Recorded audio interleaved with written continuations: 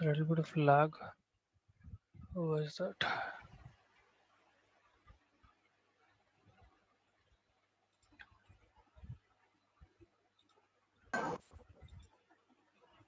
Right.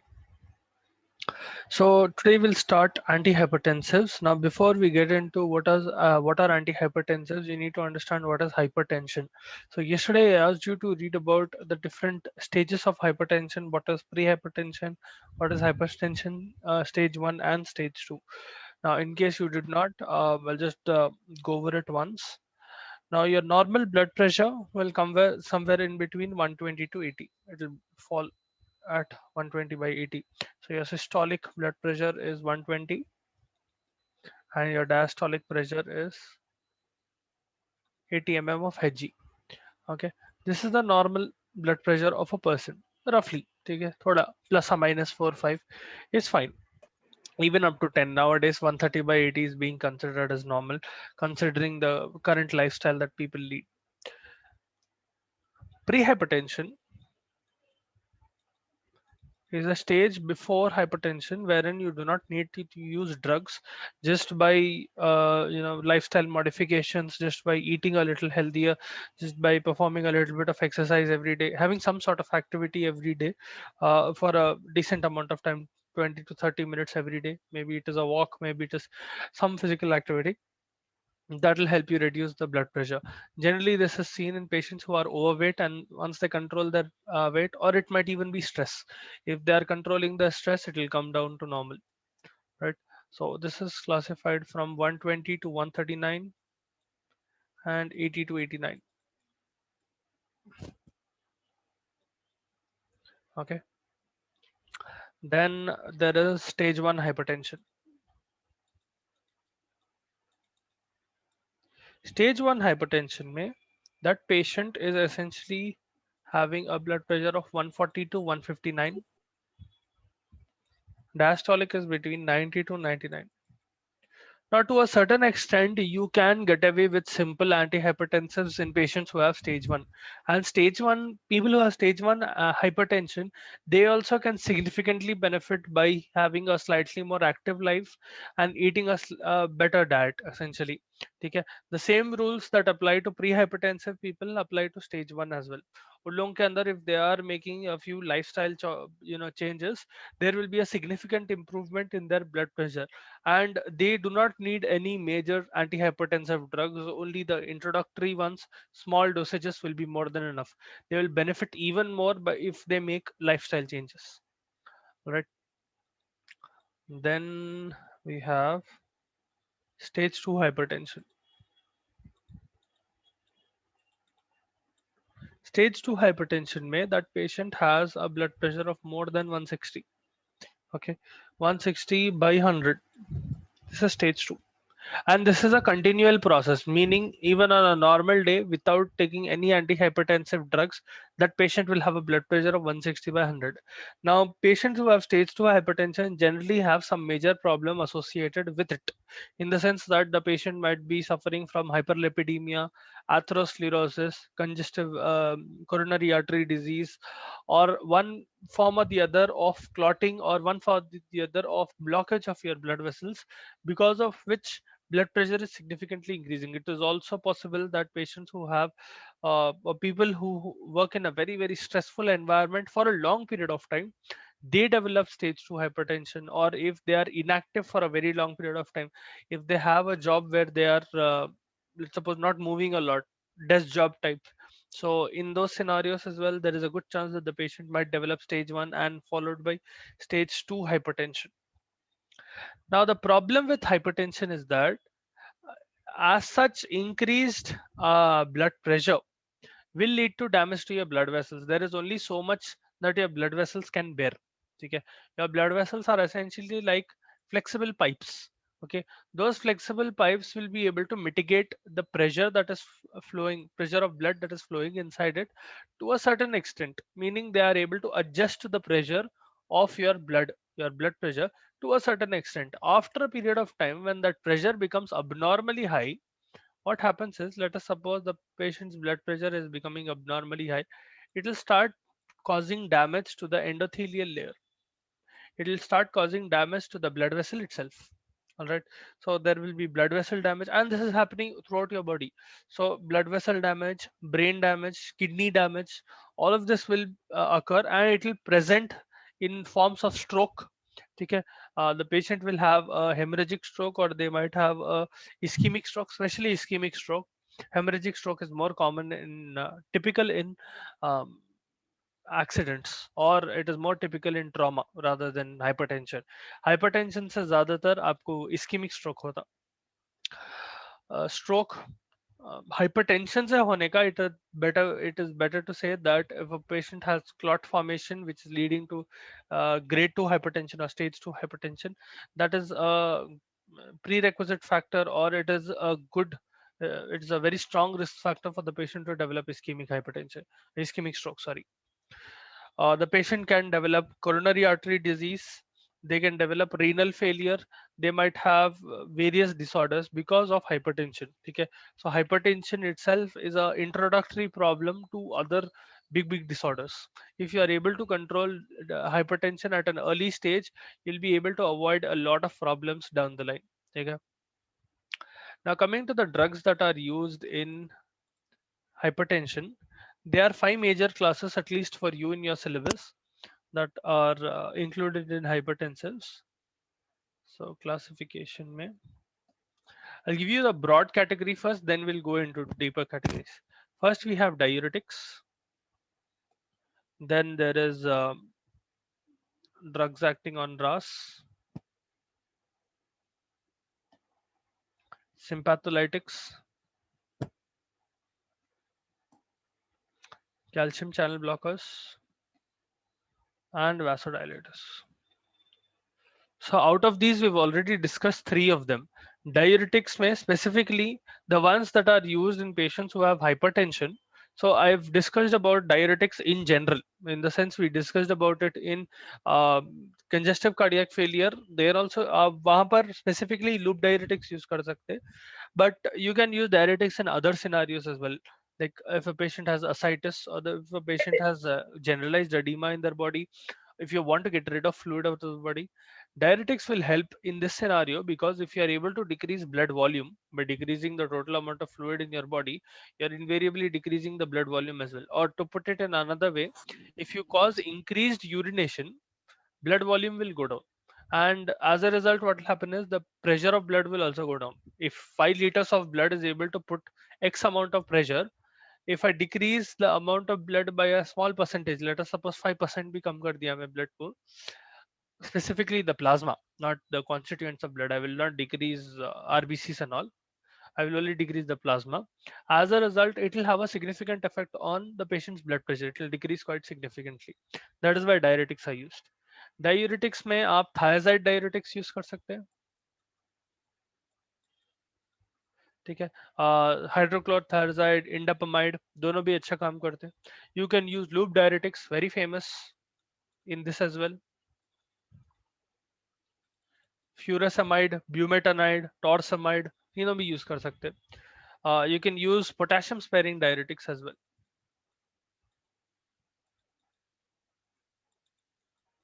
Spironolactone, amiloride, trimethoprim, all of these three will come under potassium sparing diuretics. Then coming to drugs that act on RAS, because we've already gone through the whole thing, I'm not discussing it again. There's no point in discussing what we already discussed.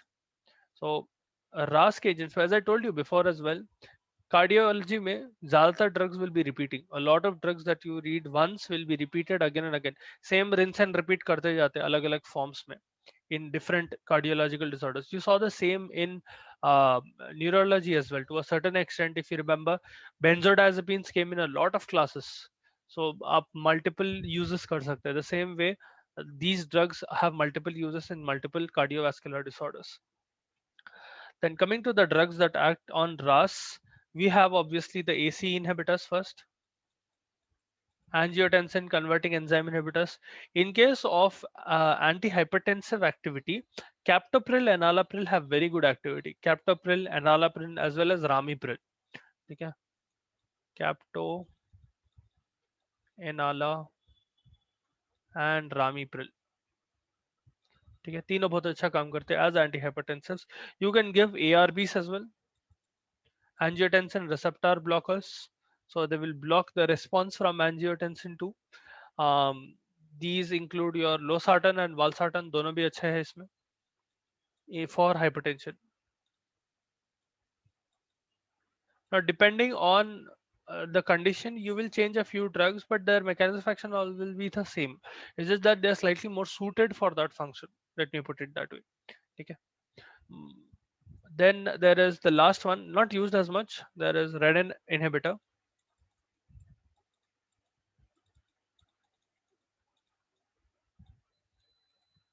which is aliskiren. It will have a lot of problems associated with it. That is why you cannot use it. Pregnancy में नहीं use कर सकते, and it will block a lot of important functions of renin as well. So aliskiren is not used as much. Now coming to sympatholytics, that is the drug that we'll be discussing mainly. Calcium channel blockers में you use verapamil, nifedipine and amlodipine. Especially amlodipine. Amlodipine, nifedipine बहुत commonly use करते हैं. Nicardia SR के बारे में आप लोग कभी सुने होंगे. That's a very small drug. The CCBs are generally considered, how should I put it? Uh, they are considered safer antihypertensive drugs, meaning if a patient has stage 1 hypertension, or if they are pushing towards stage 2, stage 1 में ही है, control कर ले सकते easily, then CCBs are given. It is not used in complicated hypertensions or when the hypertension is very low. It is a generally good drug. AC inhibitors, calcium channel blockers, दोनों अच्छे drugs रहते हैं. ठीक है, introductory drugs. Later on, if it is getting complicated, if it is increasing beyond your control, that is when you can go for stronger drugs like sympatholytics, or you can use other drugs. Combination of drugs can also be used. Diuretics and diuretics and calcium channel blockers, so on and so forth. Okay. Now coming to sympatholytics.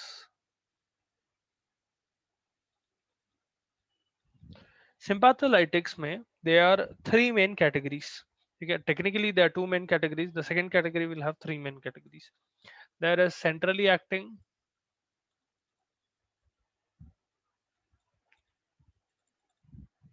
antihypertensives, and adrenergic receptor blockers.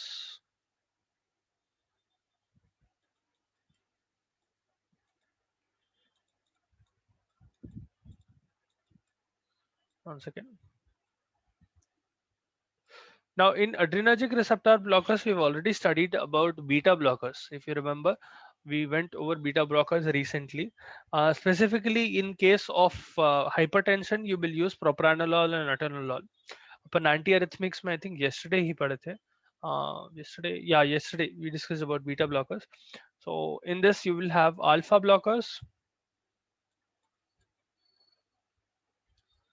So you have two different types of alpha adrenergic receptors, right? Alpha and beta. Alpha 1, alpha 2, alpha 3, beta 1, beta 2. So heart में कौन सा रहता? Which beta receptor is present on your heart? Beta 1. Beta 1. Beta 1. एक दिल है, एक beta 1 रहता. ठीक है, दो फेफड़े, दो beta 2. Okay, remember it that way. Whatever you want to, however you want to remember it. ठीक है.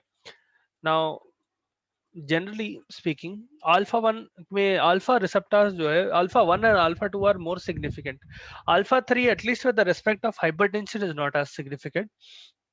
So for now, we'll keep that aside. We'll only concentrate on alpha 1 and alpha 2. Beta blockers में you have propranolol and all. ठीक है, propranolol, atenolol दोनों भी use करते हैं. Then there is a special class called alpha plus beta blockers. ठीक है, these also can be selective and non-selective, but इसमें आते हैं आपके labetalol and carvedilol. We already discussed about them, but they will have multiple functions. They can block both alpha receptors and they can block beta receptors. Technically speaking, you should not, or you do not want to block both the alpha receptors. Yes, Meghna, do you have a doubt? Okay.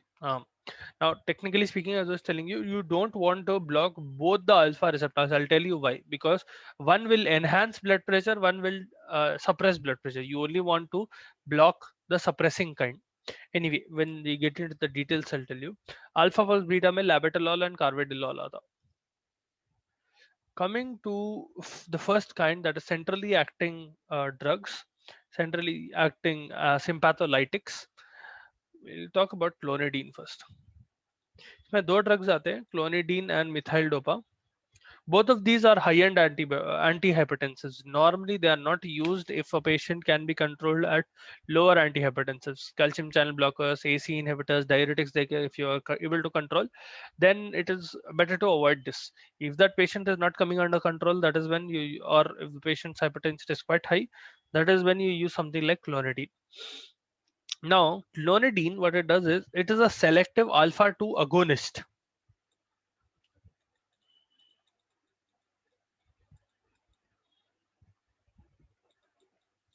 Now, why is this important? When you stimulate alpha 2 receptor, specifically in the vasomotor center and hypothalamus, this will happen in the vasomotor center. This is VM is vasomotor, okay? Vasomotor center and hypothalamus. The result will be that sympathetic outflow decreases. This will indirectly decrease. Now, what is sympathetic outflow? Sympathetic outflow refers to the release of noradrenaline from adrenergic receptors. Sympathetic outflow refers to noradrenaline release from adrenergic receptors or noradrenergic receptors, whatever you call it. Why is this important? Normally, adrenaline what kind of effect does adrenaline have on your heart and on your blood vessels? Have you all ever seen a patient being administered adrenaline or noradrenaline? Increase blood pressure. Yes, it will increase blood pressure. If I give a small injection or if I give a small dose of noradrenaline or adrenaline, normally blood pressure will increase. तो मैं यहाँ पर agonistic drug क्यों दे रहा हूँ? What happens is, let us suppose this is your noradrenergic receptor. This is the presynaptic receptor, sorry, presynaptic neuron. And let us suppose, okay, let us suppose this is the postsynaptic dendrites and all are present, and you have the axon hillock. And please forgive my drawing skills. This is the postsynaptic, right, neuron. Now, normally, what should happen? A stimulus comes, any action potential reaches your axon terminal. It will stimulate the vesicles present here. The vesicles that contain noradrenaline or norepinephrine. Let us suppose these are the vesicles. These are the molecules or neurotransmitter of norepinephrine. These will come into your synapse. They will stimulate the postsynaptic neuron, and the action potential is propagated. The result is BP should increase. Correct. Now, alpha 2 receptors are present on presynaptic neurons here. Why is this important? When you give a drug such as clonidine, specifically what will happen is at one point of time, norepinephrine as it is being released, it will cause a negative feedback loop. It will attach to alpha 2 agonistic receptor and it will block this release essentially. It will block this. I'll repeat once again. From the start, what is happening is, first there is a action potential being generated यहाँ पर. That action potential reaches your axon terminal. It will stimulate a vesicle containing norepinephrine here. Stage 2. Okay, or step 2. Step 3, that vesicle will come to the surface of your neuron. It will essentially undergo exocytosis, and the norepinephrine molecules or the neurotransmitter reaches the postsynaptic dendrites, stimulates the postsynaptic dendrite, wherein a new potential is generated, and this continues essentially. Okay, if enough graded potentials are being formed, that is when action potential is created. So on and so forth. That is the kahani. Now, what happens is, over time, as norepinephrine levels start increasing in your synapse, these are happening in milliseconds. Okay, when I tell over time, I mean within a few milliseconds. Immediately there'll be stimulus and immediately there'll be inhibition as well. What happens is, norepinephrine molecules, now these are norepinephrine molecules, right? They will in turn cause a negative feedback, or they will give a negative feedback. they will stop the presynaptic neuron from releasing any more norepinephrine by attaching to alpha 2 receptors. These alpha 2 receptors are present on the edge or on the axon terminal of the presynaptic neurons, or any neuron के axon terminal पे रहता है ये. When you are stimulating alpha 2 receptors, what will happen is there is a negative stimulus to this. Step 2 is inhibited essentially. Step 2 to 3 does not happen. If when that excited vesicle is coming to get exocytosed, that step does not happen. So if norepinephrine, even if the vesicle is getting excited, if it does not get exocytosed, what will happen to the concentration of norepinephrine in your synapse?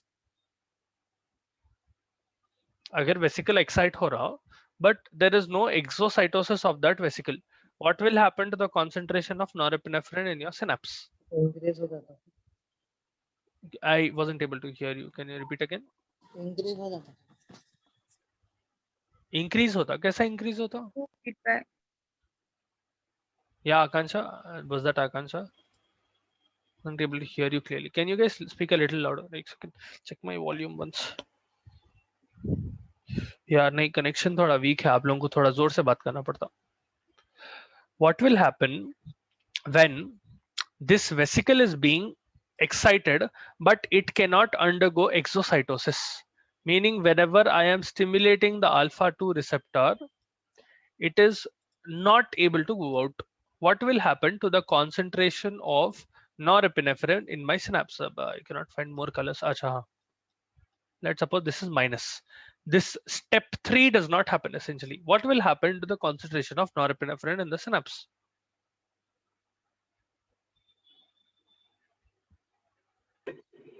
कम होता. कम होता. ये समझ में आया logic आप लोगों को क्या हो रहा? Other than Yes, sir. the one who answered, see, if norepinephrine is present, eventually what will happen is this is happening very very quickly. Okay, it is not like that norepinephrine molecule आ रहा और ये TV देख रहा, mood बन रहा तो अच्छा ठीक है मैं प्रीसिनेप्टिक न्यूरॉन को भी इनहिबिट कर देता, ऐसा कुछ भी नहीं हो रहा. Immediately within milliseconds it will happen. As soon as a certain concentration of norepinephrine hits your synapse, immediately some molecules of norepinephrine will start causing an agonistic effect, a stimulatory effect on alpha 2 receptor. This is the alpha 2 receptor which is present on your presynaptic neuron. As soon as that alpha receptor is stimulated, alpha 2 receptor is stimulated, what happens is there is a negative feedback or negative impulse given to the vesicle present in the presynaptic neuron. As a result, norepinephrine does not get released altogether. And if norepinephrine is not getting released, what will happen to the postsynaptic neuron? What will be the response in postsynaptic neuron? कुछ होता change? Yeah, there is no change. If there is no norepinephrine in your synapse, what will be the response to your postsynaptic neuron?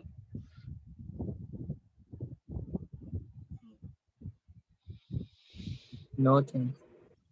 No No change. change. That no change means essentially action potential is not being propagated. समझ में आया? If norepinephrine is never reaching your synapse properly, see, even in a postsynaptic neuron, you need to have a certain threshold of norepinephrine attaching to the receptors on the dendrite, creating graded potentials. If those graded potentials reach a threshold, only then action potential is generated.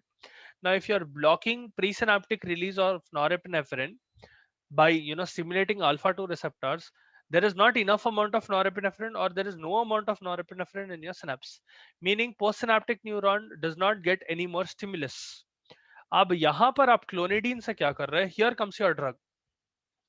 We know that because of norepinephrine release, there is a negative feedback, right? Now, instead of waiting for norepinephrine, what we will do is we will give clonidine.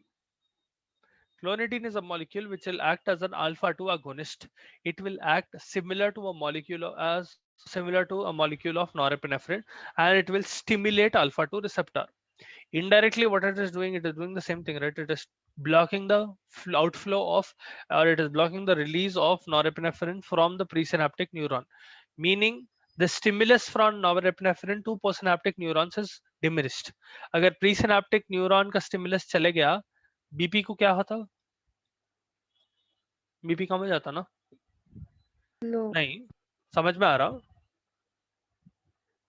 See, whenever norepinephrine, we started our discussion by telling ki whenever norepinephrine or epinephrine is acting on your heart, on your blood vessels, wherever they are acting, it is causing increase in blood pressure. Correct? That was the first point that we told. Whenever norepinephrine or adrenaline is attaching or it is coming into picture in your blood or in it is attaching to your heart, it is increasing blood pressure. By blocking the presynaptic release of norepinephrine, am I not stopping that response? समझ में आ रहा आप लोगों को? I am blocking norepinephrine release at a neuronal level. Because I'm blocking that neuronal level is essentially vasomotor center and hypothalamus. So inside your brain, I'm blocking the release of norepinephrine. ठीक है? By blocking the release of norepinephrine, I will not let norepinephrine reach your blood, or it will not let its response reach your blood vessels, or its response reach your heart. Meaning blood pressure never has a chance to get high. That is the mechanism of clonidine. ये समझ में आया? These are called centrally acting because they are going literally inside your brain. They are crossing BBB and they are acting in your brain, on your vasomotor center and your hypothalamus. That is the mechanism of action of clonidine. ये समझ में आया तुम लोगों को क्या हो रहा? Yes, sir. All of you, please feel free to ask doubts if you didn't understand. Or if you want me to repeat.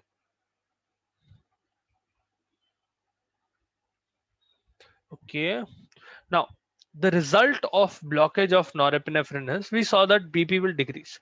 Along with BP, something else will also happen. So if I write that same katha, what I just told you, in a flow chart, जो भी रामायण बोले उसको मैं एक flow chart में उतार देता हूँ. Decrease in central sympathetic outflow,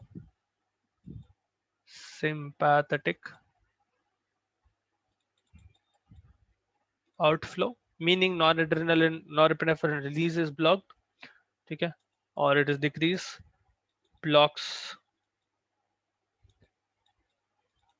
noradrenaline or norepinephrine, whatever you call it, release from nerve terminal, presynaptic neuron. Here I mean by nerve terminal I mean the presynaptic neuron. Okay, negative feedback to your presynaptic neuron because of which noradrenaline release is not occurring. And as a result, along with BP, what happens is BP, cardiac output, PVR, and heart rate, all of these will go down.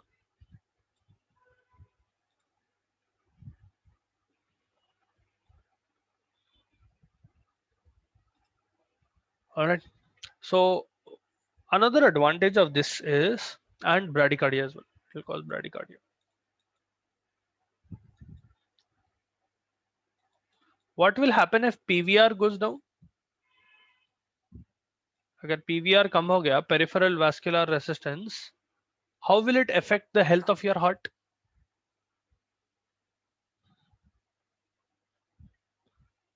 कल ही पढ़े थे अपन. If your peripheral vascular resistance goes down, something else will go down as well. Preload, sir. Yes, preload goes down.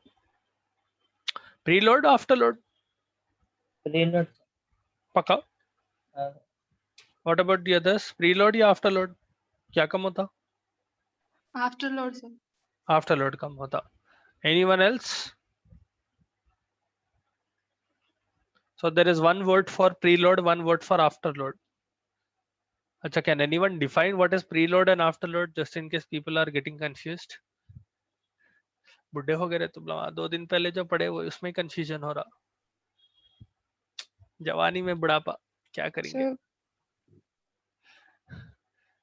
What is preload and what is afterload? The rapid filling pressure of ventricle is called preload, sir. And conjection of blood into the atrium is called afterload. Okay, can anyone put it a little bit in a better way or in a little more clear way? sir, He's telling preload ventricles preload? will stretch. At the Preload end of- ventricle stretch. Why are these ventricles stretching? So for the filling phase, End diastolic pressure essentially, right? End diastolic pressure of what? Atria या ventricles? ventricle. हाँ, correct ही बोल रहे, थोड़ा confidence से बोलो, गलत answer भी दे रहे तो कॉन्फिडेंस से देना बेटा।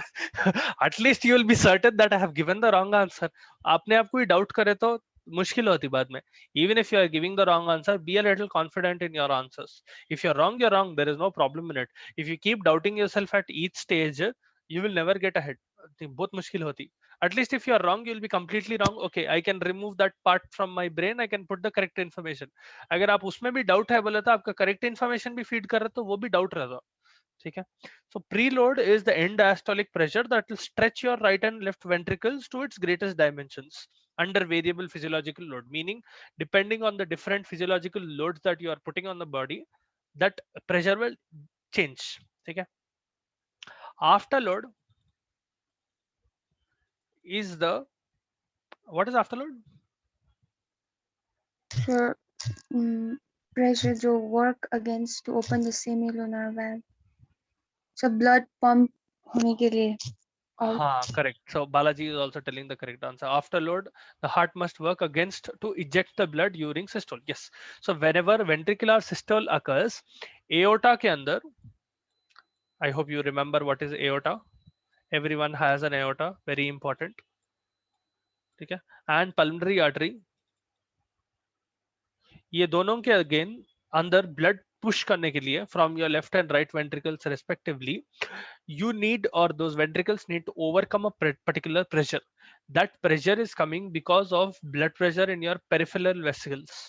ठीक है। इन द पेरिफेरी जो ब्लड वेसल्स है उसके अंदर जो प्रेशर रहता, उसकी वजह से there is a pressure created, back flow of pressure created here. ठीक है। That is essentially your afterload। Afterload will be the pressure against which your ventricles have to push in order to make sure that blood is actually flowing into the aorta and pulmonary artery। So I'll ask that question once again। If PVR decreases, what will decrease? Afterload or preload? Afterload, sir. हाँ, afterload कम होता, preload नहीं। ठीक है। Remember this, don't get confused between preload and afterload। Now, coming to adverse effects, clonidine can cause, because it is a centrally acting agent, there'll be a lot of central effects। ठीक है। Central as in CNS effects। The patient will have drowsiness, dry mouth, technically dry nose and dry eyes as well। They will have swelling in the parotid gland। What is parotid gland?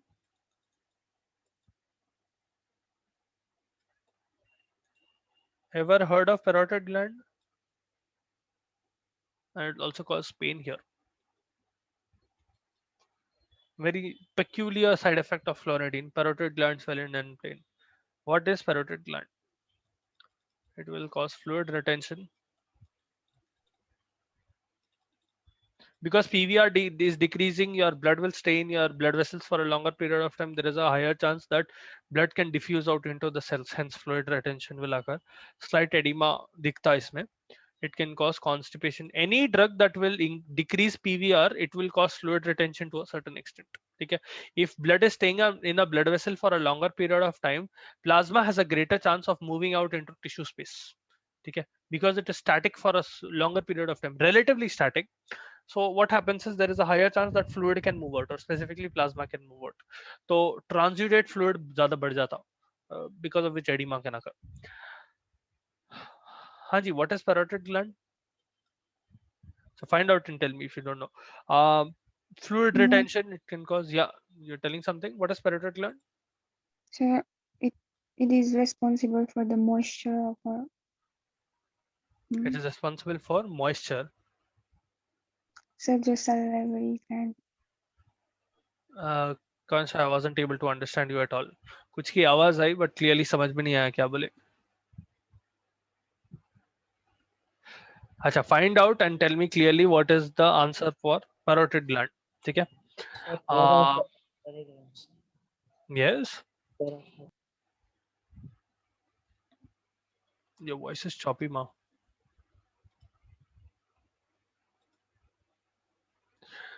both sides of face.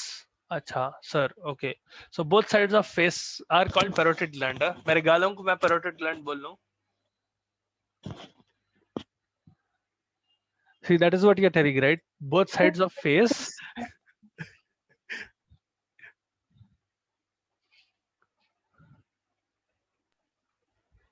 Large pair of salivary glands. They are a pair of salivary glands which will be present on either side of your face, and they produce mucus. Right. So parotitis will occur essentially, and there will be pain in the patient's parotid glands. It can also cause constipation.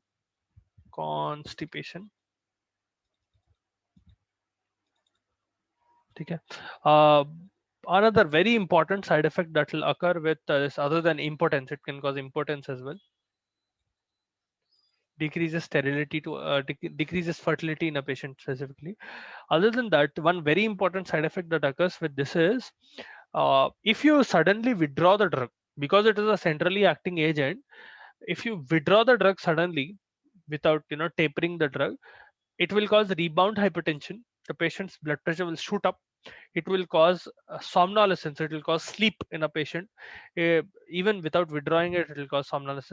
When you withdraw it abruptly, it can cause headache, tremors, sweating, tachycardia. पूरे rebound effects होने लगते हैं.